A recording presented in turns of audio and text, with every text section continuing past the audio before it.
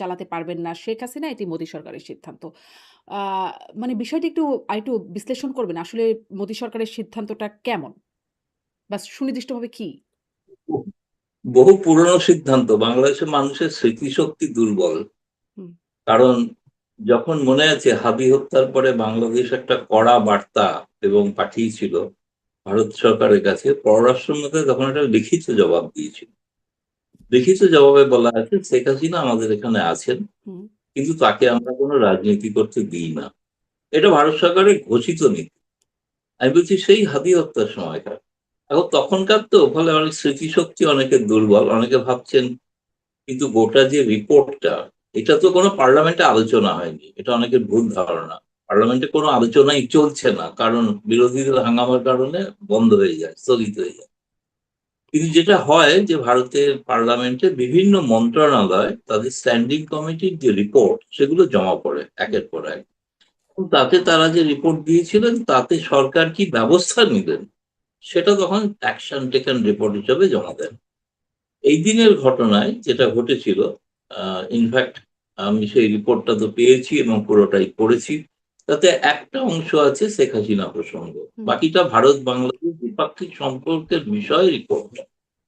তাতে বলা আছে, সে কথা পরিষ্কার কথায়, এ ব্যাপারে সর্বসম্মতি ভারতের সকলেই, শেখ হাসিনাকে প্রত্যার্পণ করা যাবে না।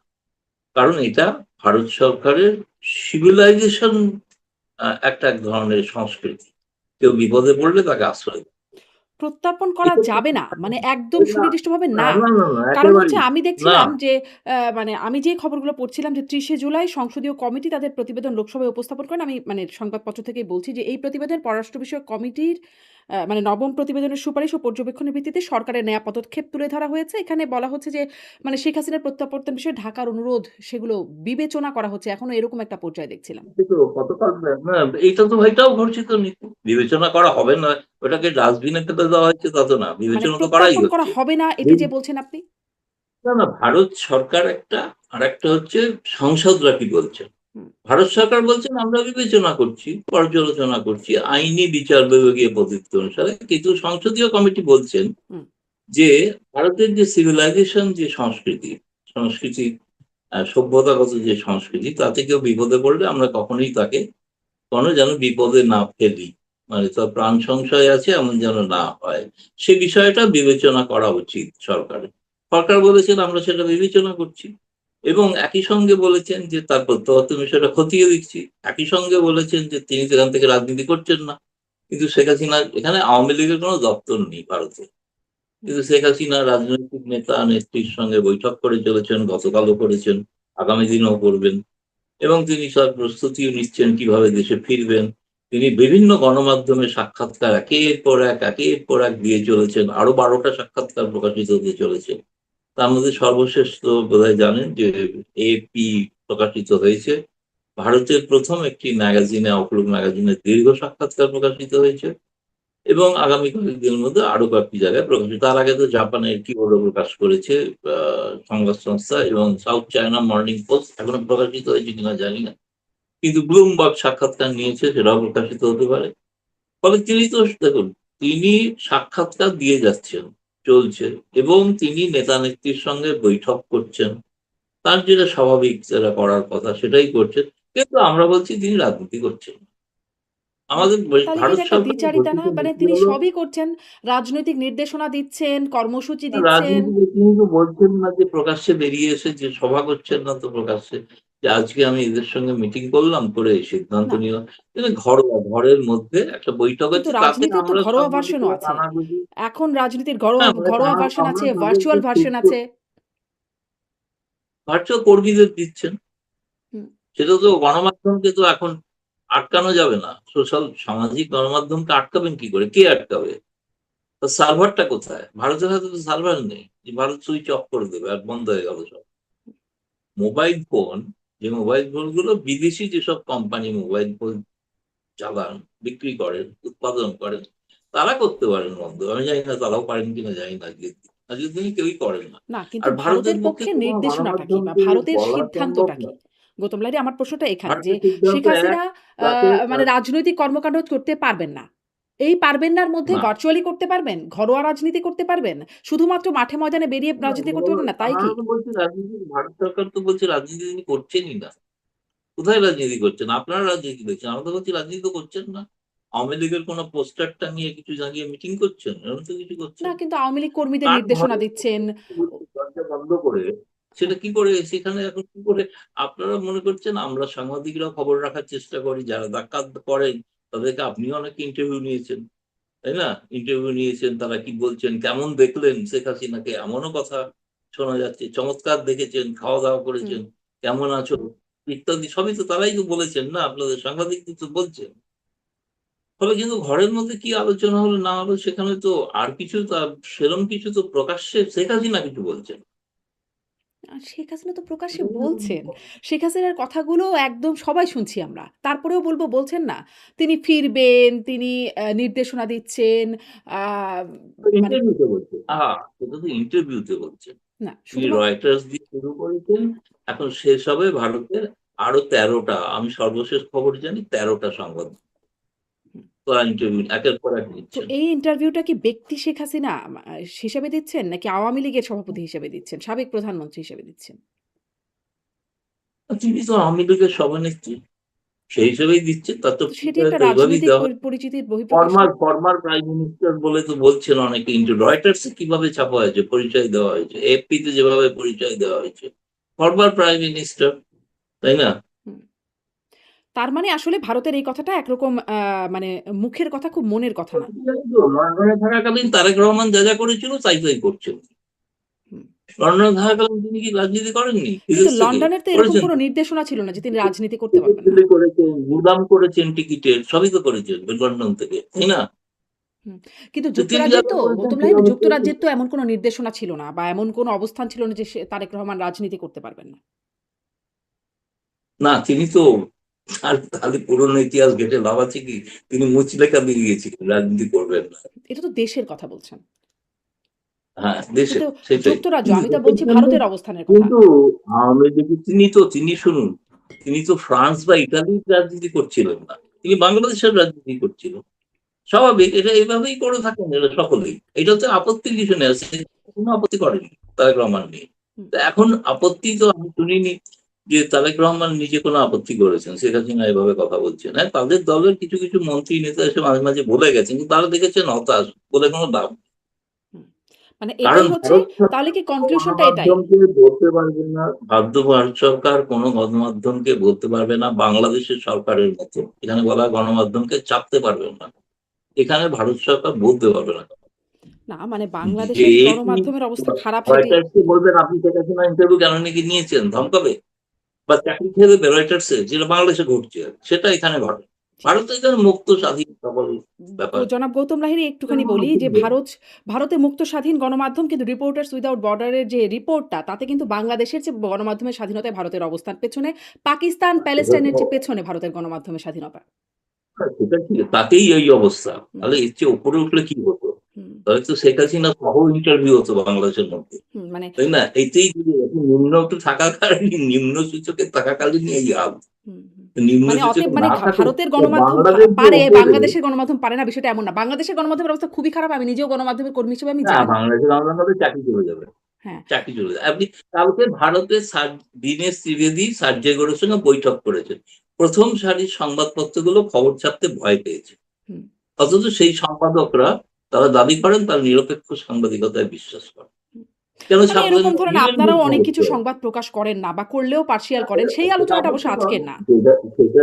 সেটা আপনি বলছেন যে সেটা তো নিশ্চয়ই সবকিছু, একটা গণমাধ্যমের তাদের স্বাধীনতা আছে, সম্পাদকীয় নীতি আছে, সব বুঝলাম। কিন্তু একটা ঘটনা যেটা ঘটেছে আপনাদের এজেন্সির থেকে আমরা জানলাম, তাই না? আপনাদের ইউএনবি খবর করেছে ছবি সহ যে দীনেশ ত্রিবেদী হাই কমিশনের সঙ্গে সার্জেই গৌড়ের বৈঠক হয়েছে একটা। কিন্তু কোথাও মানে দু একটা ছেপেছে, হুম, কেউ ছাপেনি যেমন না, ছেপেছে দু একজন, সবাই নয়। হুম, হুম। জি, এই প্রসঙ্গটা নিয়েও আসবো। খুব বিস্তারিত আলোচনা হয় নাই। তবে ওই যে গণমাধ্যমের স্বাধীনতা সূচকের কথা বলছিলাম, ২০২৬ এর রিপোর্ট, বাংলাদেশের অবস্থান ১৫২তম, খুবই নিচের দিকে। ভারতের অবস্থান আরও নিচে, ১৫৭তম। এবারে আসি যে মানে ২ টা বিষয় নিয়ে কথা বলছি একই সাথে। শেখ হাসিনার প্রত্যর্পণ আর শেখ হাসিনা রাজনৈতিক কর্মকাণ্ড করতে পারবেন কিনা। তাহলে মানে আমি যদি কনক্লুশন টানি, যেমন চলছে শেখ হাসিনা যেভাবে রাজনৈতিক নির্দেশনা, কথাবার্তা, নেতাকর্মীদের সাথে কথা বলছেন, তেমনই চলবে। কোনো পরিবর্তন হবে না। কিন্তু ভারত সরকারকে জিজ্ঞেস করবেন, বলবেন যে সেখানে আমরা রাজনীতি করতে দিচ্ছি। আমি একটু শুনি নাই, লাইনটা মিস করেছি। বলছি যেটা শেখ হাসিনা করে চলেছেন হুম, সেটা করে যাবেন, আচ্ছা। তাতে তো ভারত সরকার তো বাধা দেয়নি। হুম, কিন্তু ভারত সরকারকে আপনি যদি জিজ্ঞেস করেন এগুলো হচ্ছে কেন, বলবে কই রাজনীতি তো করতে দিইনি। আচ্ছা। মানে না, মুখে বলবে না কিন্তু ভেতরে যা হচ্ছে তাই হবে। মুখে শুধু বলা হবে না। না, মুখে তো এটাই বলবে, মুখে তো এটাই বলবে আমরা তো রাজনীতি করতে দিইনি। তিনি কোথায় রাজনীতি করছেন আমরা তো জানি না।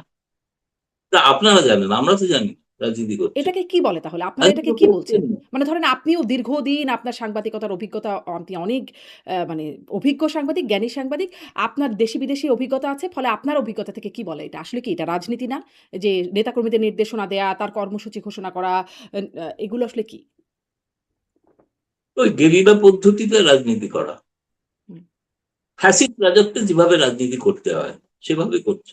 আচ্ছা, মানে করছেন রাজনীতি এবং তাতে ভারতের কোনো সময় আপত্তি নেই। যেভাবে দেখে করতো, লুকিয়ে করতো, তাই না, প্রকাশ্যে করতে পারতো না। হুম।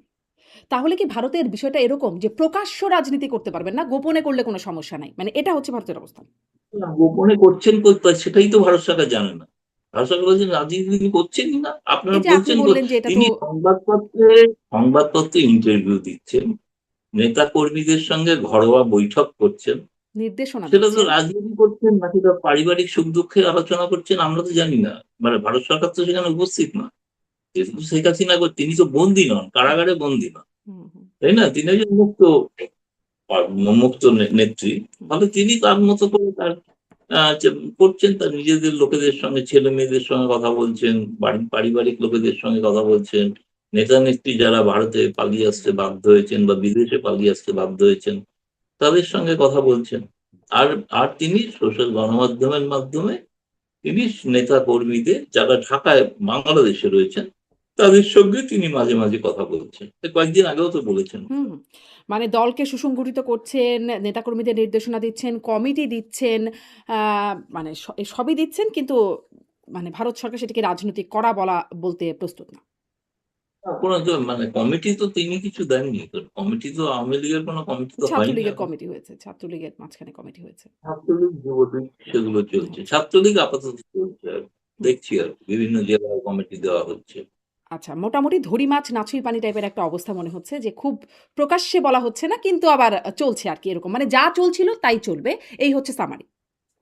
আচ্ছা, আবার এবারে প্রত্যর্পণ বিষয়েও তাহলে কি ওটা যে মোটামুটি ভারত সিদ্ধান্ত নিয়ে রেখেছে যে প্রত্যর্পণটা হচ্ছে না বা খুব শীঘ্রই তার কোনো ওই সম্ভাবনা নাই। মানে কূটনীতির ভাষার আড়ালে আমি বাংলা করে বলছি, হ্যাঁ, যেটা বুঝতে সুবিধা হয়। দেওয়া হবে না। এই কথাটা কূটনীতির ভাষার মারপ্যাঁচে রয়েছে। আপনি আচ্ছা। যদি প্রশ্ন করেন তার উত্তর হচ্ছে আমরা পর্যালোচনা হুম, করছি। হুম, হুম, আমরা তো বলিনি পর্যালোচনাটা ২০৬৭ তে শেষ হবে কিনা। হুম, সেটা তো টাইম লিমিট, এটা বরং আপনাদের প্রশ্ন করা উচিত। আচ্ছা এই পর্যালোচনাটা কবে শেষ হবে? হুম, আপনারা তো পর্যালোচনা করছেন, আইনি দিক দেখছেন, বিচার বিভাগীয় দিক দেখছেন। কবে এটা শেষ হবে? শেষ হচ্ছে না তার জন্য দায়ী বাংলাদেশ সরকার। কারণ বাংলাদেশ সরকার কোন কাগজপত্র দিচ্ছেন না। কিসের গোটা কাজ? রায়টা আপনি পড়েছেন? যেটা ফাঁসির রায় হয়েছে আপনি পড়েছেন কখনো? না কোন পুরো রায় ওয়েবসাইটে পড়িনি। পেয়েছেন? কিন্তু গণমাধ্যমের খবরটা শুধু কেন পড়েছি। নেই? হ্যাঁ, কেন নেই? হুম, তাদের তো ইংরেজি বানান ভুল আমি জানি, আমার কাছে আছে। হুম, তাদের তো ইংরেজি বানান ঠিক করে লেখেন। ওটা কারেক্ট করতে গিয়ে দিলে হাস্যাস্পদ হবে। এইজন্য দায়ী। এইজন্য প্রকাশই করছেন। হুম, হুম, ওই ৩-৪ লাইন প্রকাশিত হয়। যেরকম আপনাদের ৩-৪ লাইন ছাপা হয়েছে। শেখ হাসিনাকে রাজনীতি করতে দেওয়া হবে না। পুরোটা ছাপা হয়নি। কিন্তু পুরোটা তো প্রকাশ্যে ভারতের পার্লামেন্টে জমা পড়েছে। এটা ওপেন ডকুমেন্ট। এরকম নয় যে কোনো গোপন ডকুমেন্ট। এটা প্রায় ধরুন ২০০-২৫০ পাতার ডকুমেন্ট। তাতে বিভিন্ন ক্ষেত্রের যে বিষয়গুলো আছে সেগুলো তবুও দেখলাম একটা বাংলা কাগজ আজকে ছেপেছে বাংলাদেশে যে ভারত বাংলাদেশের সম্পর্কের মূল ভিত্তি হলো ৭১ এর মুক্তিযুদ্ধ। অর্থাৎ সেই বঙ্গবন্ধুর সময়। সেই সময়ের ধারাবাহিকতা হবে বাংলাদেশ ভারত সম্পর্কে অন্যতম মাপকাঠি। যেটা রিপোর্টে রয়েছে আপনাদের কাগজেও ছাপা হয়েছে, বাংলাদেশের কাগজে ১ম শ্রেণীর কাগজে ছাপা হয়েছে। আম অনেক আগে সাহস পাইনি একটু ওই ৭১ হ্যাঁ, একটু সাউন্ড কম আসছে। এটা কি কোনো বাড়ানোর সুযোগ আছে? ও আচ্ছা, আচ্ছা। না সরি। তাহলে কোনো কারণে আমি জানি না কেন কম আসছে। আচ্ছা। এটা কি মানে পাখার কোনো আওয়াজ আসছে? না, পাখার কোনো আওয়াজ আমি পাচ্ছি না যদিও। কিন্তু একটু মনে হচ্ছে কি একটু হালকা করে শোনা যাচ্ছে। আরেকটু ভালো শোনা যায় ও সাধারণত। আচ্ছা, আচ্ছা, আচ্ছা। জানি না। আমি তাহলে একটু কাছে থেকে বলব কি? হ্যাঁ, আমি আপনি যদি মানে খুব মুভ হেডফোন না তো করেন আমার তাহলে মনে হয় আসলে ঠিক আমরা শুনতে পাবো। যদি মুভ না করে কথা বলেন হয়তো একটু কষ্ট হবে তারপরেও। তাহলে আ না, গৌতম না। লাহিড়ী আবারও একটু প্রসঙ্গে আসি যে উম আ এরপরে ওই যে ভারত-বাংলাদেশ সম্পর্কের কথা। আপনার সাথে যখন গত অনুষ্ঠানেও কথা হচ্ছিল, তখন আপনি খোলামেলায় বলছিলেন যে সম্পর্ক আসলে স্বাভাবিক হয়নি। যেটি ইউনূস সরকারের আমলে ছিল সেটি এখনো স্বাভাবিক হয়নি এবং সেটিও বাংলাদেশের কারণেই হয়নি বলে আপনি বলছিলেন। কি ভারতের পক্ষ থেকে আমি প্রশ্ন করছিলাম যে আমরা তো দেখেছি সম্পর্ক উন্নয়নের কথা বলা হয়েছে নির্বাচিত সরকার আসলে একটা বার্তাও দেখেছি জয়শঙ্কর আশা ইত্যাদি নানান রকম। আপনি বলছিলেন বাংলাদেশের কারণে হয়নি। কিন্তু তারপরে এবং তার কারণেই প্রশ্নটা ছিল যে ডাক্তার জাহিদকে এয়ারপোর্টে হয়রানি করা, আ পুশ ইন করা। তো এগুলো একটা বার্তা, একটা চাপ। আপনি এই বিষয়টা একদম আমাকে খুলে বলেছিলেন। তো এখন কি হলো? এখন আসলে সেরকম কিছু নাই, পুশ ইন হচ্ছে না। আবার অন্যদিকে দেখা যাচ্ছে প্রধানমন্ত্রীকে নেবার ব্যাপারে দীনেশ ত্রিবেদী বললেন, অধীর আগ্রহে অপেক্ষা করছে ভারত। আবার নরেন্দ্র মোদী আপনার রিপোর্টেই পড়ছিলাম, ভারতের প্রধানমন্ত্রী তিনি বিমস্টেক সম্মেলনে যোগ দিতে তাকে একরকম নজিরবিহীনভাবে তাকে আমন্ত্রণ জানাচ্ছেন। মানে এরকম বিশেষ একটা অ্যাপ্রোচ এইটা আবার কি হলো যে সম্পর্ক একটা বিশেষভাবে ভারতের উদ্যোগ দেখা যাচ্ছে? না দেখুন পরিষ্কার কথা হচ্ছে যে ব্রিক্স একটা আন্তর্জাতিক মঞ্চ এবং সেই মঞ্চে ১১ টি রাষ্ট্র সেখানে তারা আসছেন। নিকটবর্তী প্রতিবেশী হিসেবে বাংলাদেশ, তার বাংলাদেশের যেহেতু প্রধানমন্ত্রী তারেক রহমান, কিন্তু তাকে আমন্ত্রণ জানানো হয়েছে তিনি বিমস্টেকের পৌরোহিত্য করেন বলে। ব্রিক্সের পৌরোহিত্য করেন নরেন্দ্র মোদী। আচ্ছা একটা জিনিস ভেবে রাখা দরকার, নরেন্দ্র মোদীর ১ম যেটা আমন্ত্রণ সেটা কিন্তু এখনো পড়ে আছে তারেক রহমানের টেবিলে। যেটা ১ম তিনি নির্বাচিত হওয়ার পর প্রধানমন্ত্রী নরেন্দ্র মোদী হচ্ছে ১ম প্রধানমন্ত্রী গোটা বিশ্বের যিনি তারেক রহমানকে ভারতে আমন্ত্রণ জানিয়েছিলেন। সেটা হচ্ছিল প্রধানমন্ত্রী আমন্ত্রণ জানিয়েছেন প্রধানমন্ত্রীকে। হুম, এখানে আমন্ত্রণটা হচ্ছে ব্রিক্সের সভাপতি আমন্ত্রণ জানিয়েছেন বিমস্টেকের সভাপতিকে এবং শুনুন, ব্রিক্সের সভাপতি তো তিনিই হবেন যিনি প্রধানমন্ত্রী। আর বিমস্টেকের সভাপতি তিনিই হবেন যিনি প্রধানমন্ত্রী। যেমন আগে ইউনূস ছিলেন, হুম, তারও আগে শেখ হাসিনা। ফলে সেই কারণেই তাকে আমন্ত্রণ জানানোটা হচ্ছে এটা আমাদের দিক থেকে বলতে পারি যে ভারতের দিক থেকে ভারত তো বলতে পারতো যে আমরা আমন্ত্রণ জানালেন না কেন? যদি না জানাতো তাহলে প্রশ্ন উঠতো যে কেন জানানো হলো না? ফলে সেই কারণে আমার মনে হচ্ছে যে এটা একটা মানে আ এটা একটা কূটনৈতিক শিষ্টাচার। যে শিষ্টাচারের কারণে ভারত এই আমন্ত্রণটা জানিয়েছে। নিঃসন্দেহে এবং সেটা আমার ধারণা সেটা তারেক রহমান সরকার এটা বিবেচনা করছেন এবং সেপ্টেম্বরের ১১-১২ তে যে সম্মেলন দিল্লিতে হবে, শিখর সম্মেলন। যেখানে চীনের প্রেসিডেন্ট আসবেন, রাশিয়ার প্রেসিডেন্টের আসার কথা আছে, ইরানের প্রেসিডেন্ট আসছেন। ফলে এরকম একটা বহুদেশীয় মঞ্চে আসলে আ ফলে সেটা কেবলমাত্র ভারতের আমন্ত্রণে আসছেন তা নয়। তিনি ব্রিক্স এর আমন্ত্রণে আসছেন। ফলে এটা এলে হয়তো তার দেশের ক্ষেত্রে একটা চাপ আছে আমি জানি। হুম। যে ওই ভারতের আমন্ত্রণে যাচ্ছেন মানে আবার কি ভারতের সঙ্গে সবকিছু বিক্রি করে দেবেন? এসব প্রশ্নের মুখে পড়তে হবে অনেক।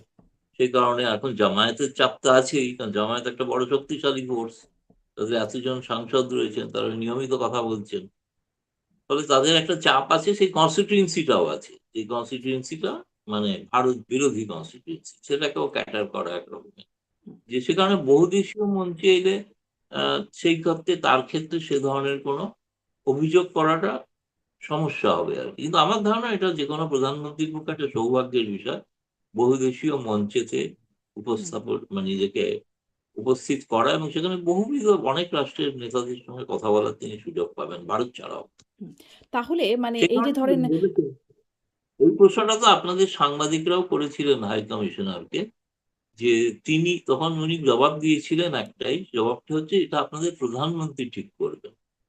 প্রেরোগেটিভ টা প্রধানমন্ত্রীর। আমরা আমন্ত্রণ জানিয়েছি, আমরা অধীর হুম, আগ্রহে অপেক্ষা করছি হুম, তাকে অভ্যর্থনা জানানোর জন্য। কিন্তু এটা প্রধানমন্ত্রীর প্রেরোগেটিভ তিনি সিদ্ধান্ত নেবেন। তিনি ব্রিক্স সভাপতি বিমস্টেক সভাপতি হয়ে আসবেন নাকি না তিনি দ্বিপাক্ষিক সফরে আসবেন, আচ্ছা। এই সিদ্ধান্তটা হ্যাঁ, প্রধানমন্ত্রী। কিন্তু ভারত অধীর আগ্রহে অপেক্ষা করছে। এই বিষয়ে গত মাসে জুনের সম্ভবত ২০ তারিখ বা ১৯ তারিখে আ প্রধানমন্ত্রী পররাষ্ট্র বিষয়ক উপদেষ্টা, বাংলাদেশের প্রধানমন্ত্রী পররাষ্ট্র বিষয়ক উপদেষ্টা হুমায়ুন কবির তিনি বলছিলেন যে, পরিবেশ সহায়ক হলে টেম্পারেচার ডাউন মানে উত্তাপ কমলে ভারতেও সফর করবেন প্রধানমন্ত্রী। আ তো মানে তারপরে যখন দীনেশ ত্রিবেদী সাক্ষাৎ করলেন আমাদের পররাষ্ট্রমন্ত্রীর সাথে, তারপরেও আমাদের পররাষ্ট্রমন্ত্রী বললেন যে, একটা ইরিটেশন তো কিছু, কিছু বিষয় নিয়ে আছেই। মানে সেই ইরিটেশন বা টেম্পারেচার এর যে জায়গাগুলোর কথা বলা হচ্ছে, তার মধ্যে অন্যতম হচ্ছে শেখ হাসিনার ভারতে অবস্থান করা। এবং সেখানে আপনি বলছিলেন যে কোনোই আসলে অবস্থান পরিবর্তন হয় নাই। আ তিনি যা করছেন তাই করবেন। তাকে প্রত্যর্পণের বিষয়েও আগেরই সেই অবস্থানেই আছে। তাহলে কি আসলে টেম্পারেচার ডাউন হবার মতো কিছু হয় নাই বা পরিস্থিতি সহায়ক হওয়ার মতো কিছু হচ্ছে কি? হচ্ছে কি? আপনার বিশ্লেষণ শুনি। বাংলাদেশ সরকার থার্মোমিটার এখনো খুঁজে পাননি। থার্মোমিটার খুঁজে পাননি, আমি জানি না টেম্পারেচার ডাউন। আমরা তো দেখুন, বলুন টেম্পারেচার বাড়ানোর জন্য কি করেছি? আমরা তো অভ্যর্থনা জানাচ্ছি, না, আপনারা আতর পুশব্যাক আবেদন করেছেন। জানাচ্ছি, আপনারা আকুল। ডাক্তার জাহেদকে এয়ারপোর্টে আমি হেনস্থা করেছেন। ডিজেল দিচ্ছি, প্রধানমন্ত্রীর আমি আমি উপদেষ্টা। আপনাকে গ্যাস দিচ্ছি, আমি আপনাকে বিদ্যুৎ দিচ্ছি, আমি আপনাকে কাঁচামরিচ দিচ্ছি, আমি সব আমরা আপনাকে কিনে পেঁয়াজ নিচ্ছি। মানে দিচ্ছি। আপনি বাংলাদেশ কি এগুলো কিনে দিয়েছেন? নিচ্ছে। আপনারা ব্যবসা আপনি করছেন। কি দিয়েছেন? না, আপনি কি দিয়েছেন? এগুলোর জঙ্গি বিনিময়ে ছাড়া তো টাকা কিছু দিচ্ছে, দেয়নি। মূল্য দিচ্ছে। ওই বিনামূল্যে জঙ্গিরা তো ঘুরে দিচ্ছেন না। বেড়াচ্ছে বাংলাদেশে। হ্যাঁ, এগুলো তো বিনামূল্যে দিচ্ছেন। এগুলো ব্যবসায়িক লেনদেন। তাই না নিলেই পারেন, বলতে পারেন বিদ্যুৎ নেবো না, কাল থেকে তো অন্ধকার হয়ে যাবে, আপনি আর ভাষণ দিতে পারবেন না। আপনি তো দিতে পারবেন, বিদেশে না, আছেন, না, যারা না। আছে জামায়াতের আমিরা ভাষণ দিতে পারবেন আ বিদ্যুৎ বন্ধ হয়ে গেলে। হ্যাঁ। কোথায় ভাষণ দেবেন? কিন্তু তাই না? মানে এমন তো না যে এখন এগুলো খুব আচ্ছা, কৃপা ডিজেল হচ্ছে। যদি এগুলোর না বিনিময়ে দেয় মানে কি এগুলো হবে? আপনাদের ব্যবসায়িক মানে ভারতের ব্যবসায়িক না, না, স্বার্থ সে আছে। তো বটেই। আরে পয়সা দিয়ে তো সবকিছু হয়, তাই না? টাকা পয়সার বিনিময়ে কি সব বাণিজ্য হয়? হুম, হয় কি? কারণ আমি দেবো, বাণিজ্য করবো অবশ্যই, সেটা ঠিক কথা। কিন্তু কাকে দেবো সেটাও তো একটা ব্যাপার। সবাইকে তো দিচ্ছি না। হুম, বাংলাদেশে দিয়েই চলেছি, হুম। তাই না? ভারতের একটা বিশাল অনেক ক্ষেত্রে বাজার। তো সব দিক আপনারা থেকেই বহু ভারতের একটা বিদ্যুতের বিশাল টাকাও বাজার বাংলাদেশ। টাকাও দেননি। টাকাও বকেয়া পড়ে আছে। টাকাও তো দেননি। এই যে ঝাড়খণ্ডের আদানির বিদ্যুৎ প্রকল্প থেকে তো বিদ্যুৎ দেওয়া বন্ধ করে দিয়েছে। তিনি তো ব্যক্তিগতভাবে তিনি ব্যবসায়ী। তিনি তো ব্যবসা করবেন স্বাভাবিক। হুম। মানে তাহলে আসলে কি পরিবর্তন? মানে ওই যে আপনি বলছেন যে আপনাদের পক্ষ থেকে তো মানে ডাক্তার জাহেদকে ওইটা একটা বিশাল আলোচনার বিষয় ছিল। বাংলাদেশের একজন প্রতিমন্ত্রী পর্যাদার ব্যক্তি। তিনি একটা সরকারি সফরে গেলেন কিন্তু এরকম একটা বিব্রতকর পরিস্থিতিতে পড়লেন বা আগের অনুষ্ঠানে আপনার সাথে আলোচনা হচ্ছিল যে যেভাবে ভারত মানে অ্যাগ্রেসিভলি পুশ ব্যাক করছিল। সেখান থেকে ভারত তো আবার এখানে এসে পৌঁছালো। মানে এখন তো আবার খুব ভালো কথা বলছে, অধীর আগ্রহের কথা বলছে বা পুশ ব্যাকটাও করছে না এখন সেই সময়ে। আম এর জন্য কি কিছু হলো কিনা? ধরেন এর মধ্যে আবার ২ টো ঘটনা দেখলাম। দীনেশ ত্রিবেদীর সাথে বৈঠকটাতে দেখলাম। আবার দেখলাম সার্জিও গোর যিনি ভারতেও যুক্তরাষ্ট্রের রাষ্ট্রদূত বটে। আর দক্ষিণ ও মধ্য এশীয় ট্রাম্পের বিশেষ দূত। তিনিও আমাদের দেশে আসলেন, পররাষ্ট্রমন্ত্রীর সাথে সাক্ষাৎ করলেন। আম প্রধানমন্ত্রীর সাথে সাক্ষাৎ করলেন। আবার দুজনও সাক্ষাৎ করলেন, দীনেশ ত্রিবেদী এবং সার্জিও গোর। এগুলোর একটা প্রভাব কি মানে পড়ছে? না, এটা তো আমেরিকাকে আপনাদের জিজ্ঞেস করা উচিত। আপনারা ঢাকায় এসে হঠাৎ ভারতের হাই কমিশনের সঙ্গে দেখা করবেন কেন? কিন্তু আমি কিন্তু যে হোটেলে ছিলেন সেই হোটেলে সাক্ষাৎ হয়েছে না? তো হুম, তিনি কেন সাক্ষাৎ করলেন? তার যে গোলকে প্রশ্ন করার যদি সাহস থাকে বাংলাদেশে, শহীদুর রহমানের করা উচিত। তিনি জানতেন তো কার সঙ্গে হুম, হুম, সাক্ষাৎ হচ্ছে। না, তা তো না। আমেরিকাকে প্রশ্ন করার সাহস নেই বাংলাদেশে। এটা এতটা পারেন না। যুক্তরাষ্ট্র দুটোকেই প্রশ্ন করে। ওখানে আওয়ামী লীগের লোকেরা ডিম ছুড়বে, কেন প্রশ্ন করতে পারেন না, আপত্তি করতে পারেন না। যুক্তরাজ্যের প্রধানমন্ত্রীকে কড়া চিঠি দিন, এটা দিতে পারেন। এটা দেওয়া সম্ভব না। আপনি দিতে পারেন কোথায়? ভারতে। তাই ডিম না? তো বাংলাদেশেও ছুটছে। ফলে এগুলো ডিম ছড়ার আর কি করার প্রতিবাদ দেবে? না, আমি বলছি যে সেজন্য ওগুলো তো আপনার আমেরিকা তো নিউ ইয়র্কেও তো ডিম ছুড়েছিল না, তাই না? সেগুলো তো আপনি তো যুক্তরাষ্ট্রে কাউকে তো চিঠি লেখেন যে কেন এরকম ঘটলো, অপমান করা হয়েছে, এরকম তো বলেননি কিছু, তাই না? মুখ বিনিরোধে হজম করে।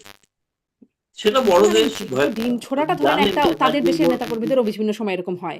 ডিম ছোড়াটা একটা কি মাইল্ড করবেন একটা ঢাকায় এসে, না সার্জিও ঘোষ ঢাকায় এসে কি করবেন সবটাই তো বাংলাদেশের পররাষ্ট্র মন্ত্রণালয় তো জানে, তাই না? হুম, এবং সেদিনের বৈঠকের পর শুনলাম তো আবার নৈশভোজটাও হয়নি। কি খাবার পছন্দ হয়নি সার্জিও ঘোষের, না কি হয়েছে বলতে পারবো না। নৈশভোজটাও বাতিল হয়ে গেল। বলা যায় না, ওখানে হয়তো শুটকি-ফুটকি দিয়েছিলেন, তিনি অত খান না শুটকি। তো তিনি চলে গেছেন হয়তো। অন্য জায়গায় যে হোটেলে ফিরে গিয়ে খেয়েছেন, আবার কেউ নানা রকম রুটিও দিচ্ছে।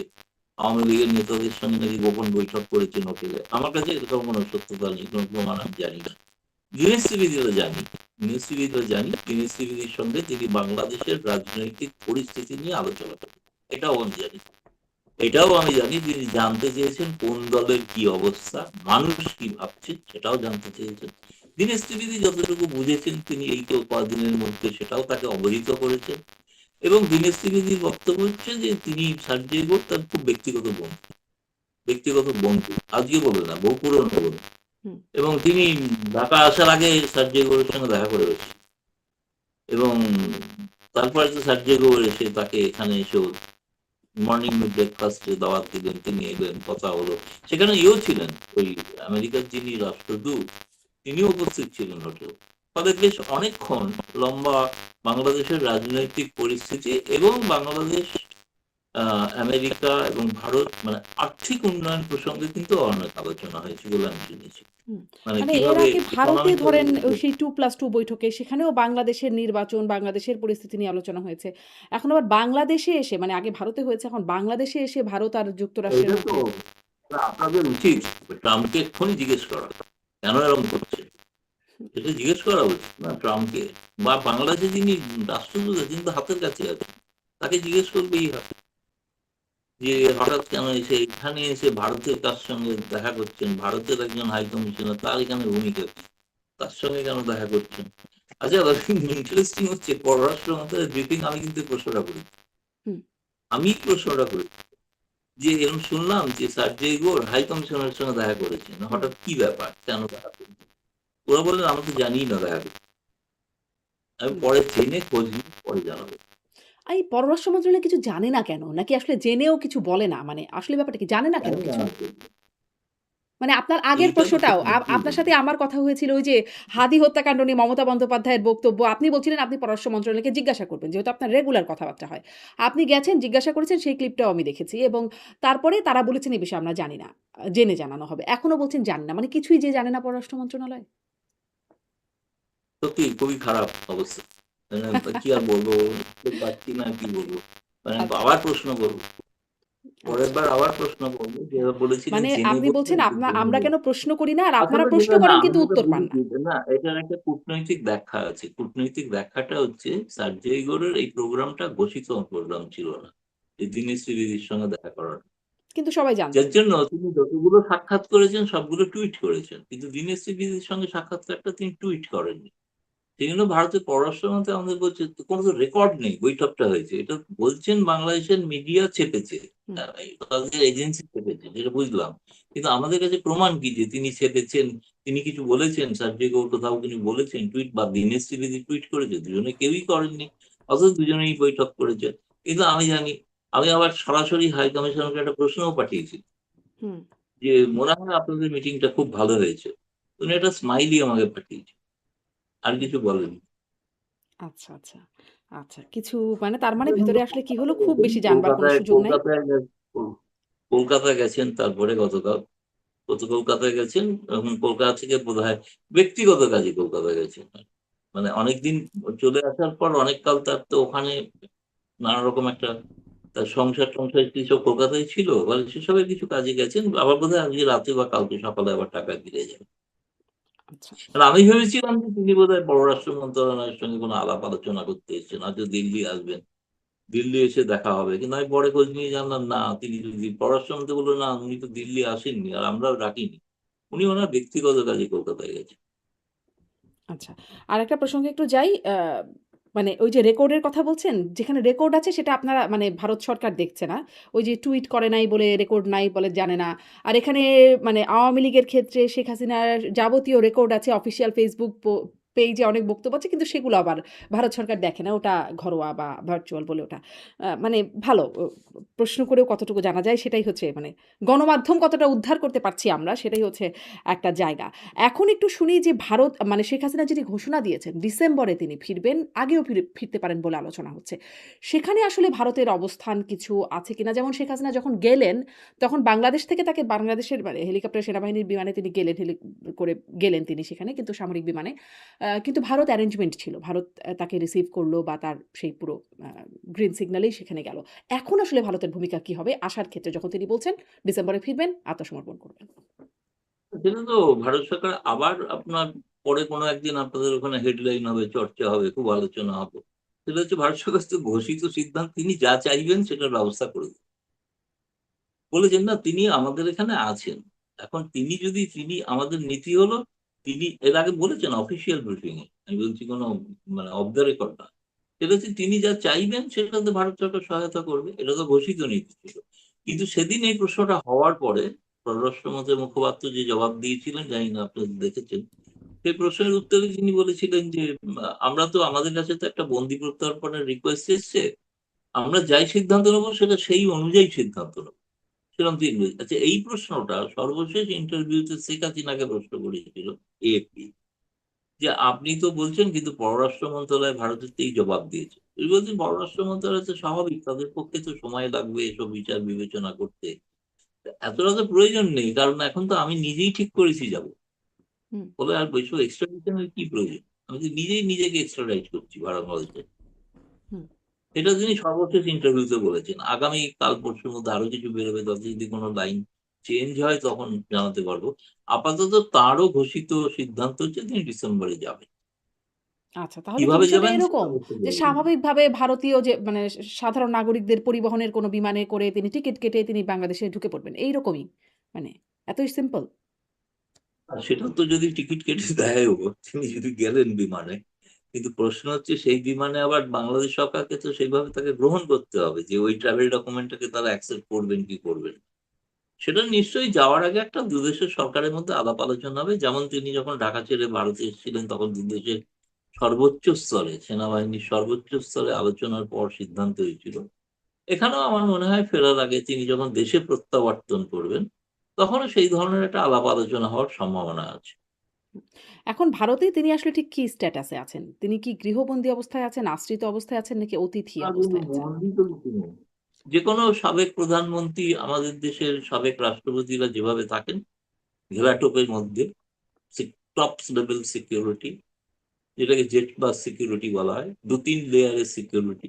সেইভাবে সবাই যেখানে আছেন, অন্য প্রধানমন্ত্রীরা যেভাবে, ভারতের প্রাক্তন প্রধানমন্ত্রী এখন জীবিত বলতে একমাত্র দেবেগৌড়া। তিনি তারও একই ধরনের সিকিউরিটির ব্যবস্থা, চাইলে যখন তখন এবং তার কাছে যাওয়া যায় না, দেখা করা যায় না বিশেষ অনুমতি ছাড়া। প্রাক্তন ধরুন রাষ্ট্রপতি আছেন, আপনি যদি দেশে দেখে যান, তিনি যে বাড়িটায় থাকেন তার আশেপাশে চতুর্দিকে সিকিউরিটি, আপনি যেতে পারবেন না, মনে হবে তাহলে কি সেই প্রাক্তন রাষ্ট্রপতি কি গৃহবন্দী? মানে সিকিউরিটির জালে গৃহবন্দী, সেটা হলে হতে পারে, কিন্তু তিনি তার বাকি স্বাভাবিক কাজকর্ম মানে সবই করছেন। তিনি কি বের হতে যেটা পারবেন? তিনি কি বের হতে পারবেন? তিনি তার কাজকর্ম করতে পারবেন? আমি মানে জানি না, তিনি বেরোনোর ক্ষেত্রে কিছু নিষেধাজ্ঞা হয়তো আছে, যে তার জীবনের, আপনাদের ওখানকার মহামান্য জঙ্গিরা ঘোষণা করেছেন তাকে হত্যা করবেন।